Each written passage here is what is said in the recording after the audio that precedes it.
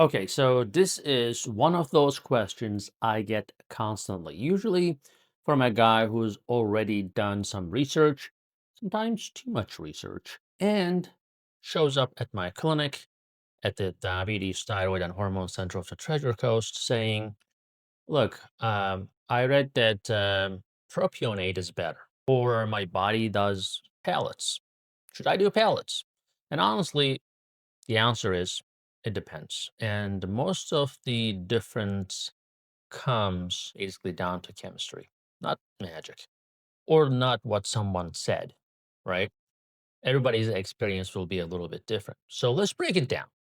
So, first thing we need to understand is spionate, propionate, and enanthate, they're all just testosterone.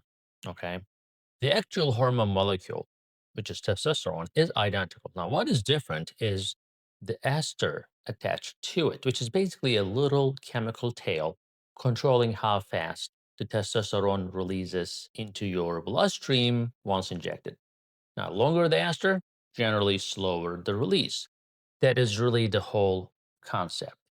Now, propionates is the shortest ester of the bunch. Fast release, fast clearance, half-life under 2 days.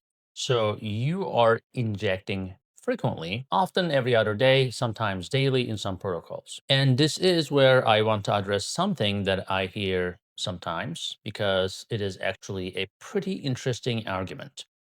Now, people say propionate is more physiologic because normal testosterone isn't flat. It has a rhythm. That's true. Higher in the morning, lower at night. So we don't have like a normal guys with no need for testosterone. They don't have like the same testosterone level all day long. Now, that part is very true. Now, that is like I said, documented in circadian physiology, the daytime, nighttime, everything affects it. Pretty much highest at 8 a.m., I would say, and drifts down throughout the day and lows at night, and driven by all that pulsatile LH release from the pituitary gland. So the premise isn't wrong. But here's the fact check part. And I think this is where the argument falls apart a little. Now, once you're on exogenous testosterone, meaning a testosterone that your body doesn't make from outside, any ester, your pituitary basically stops sending the natural pulsatile LH signal because your brain sees testosterone in the blood and says, boop, we don't need it, shuts down its own signaling. Now, that's just negative feedback, and that's basic endocrinology. So, you have already lost the natural rhythm the moment you start replacement.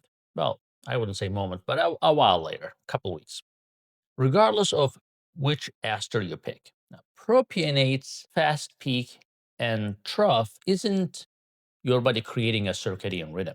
Okay, it just goes up and down, doesn't mean that it's physiologic because timing is not always right. It is just a steeper pharmacological decay curve tied to whenever you happen to inject, not necessarily tied to daylight or your actual internal clock. So frequent propionate shots don't store physiological rhythm. They just create a different, choppier artificial pattern. It's a nice theory though, and I get why it's appealing, but the biology does not quite back it up the way people think. Now, where I do think there is something real in that instinct is that this is the more holistic piece, right? Is that minimizing big peak and trough swings, basically, regardless of the ester, does seem to matter for how people actually feel. So, mood, energy, even estrogen conversion issues. A lot of that tracks with how much your levels are swinging rather than the total weekly dose.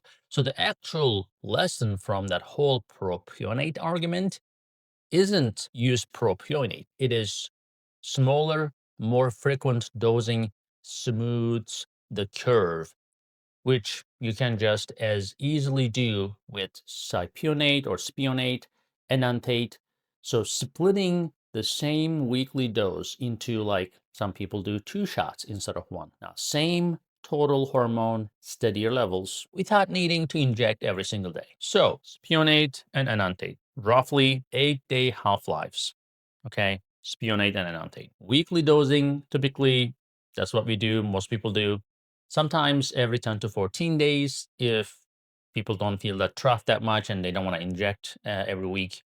But more frequently, you inject up to 2 times a week, I would say, generally gives you smoother curve. Now, obviously, it's a balancing point. You decide, what you want to do. As long as your total weekly dose doesn't change, you're okay. Now, splitting it twice weekly, if someone is having a rough end of the week, feeling the crash, is usually my first move before changing anything else. And also, it reduces the hematocrit elevation and some estrogen conversion problems.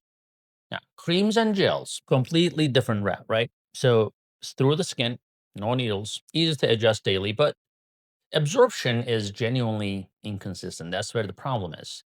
Depends on your skin, your sweat, application technique, and there's a real transference risk to your partner or kids if skin contact happens before it's dried.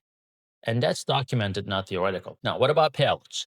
Pellets go under the skin, usually the hip, slowly dissolving over 3 to 6 months. Convenient. You're not thinking about the testosterone shot constantly, but you cannot adjust the dose once it is in. If levels run too high or too low, you're writing it out. Now, obviously, if your levels are too low, you can get another pellet put in a month or so, not a big deal. But if your levels are really high and you're having side effects from it, you cannot really take the pellet out. That is probably the hardest part. So being conservative when you first start pellets to understand what you really need is not a bad idea. At the bottom line, there is no universal winner here, but it is about your lifestyle, how your labs actually respond, how you feel week to week, not just what sounds more natural on a forum post or a YouTube comment that we recently received.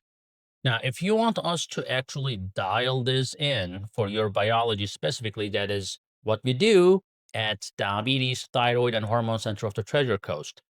I'm the endocrinologist. Link is below. Visit tcendo.com or just Google our name, in short, DTHTC, and you'll see us there. And we'll see you in the clinic. See you in the next video.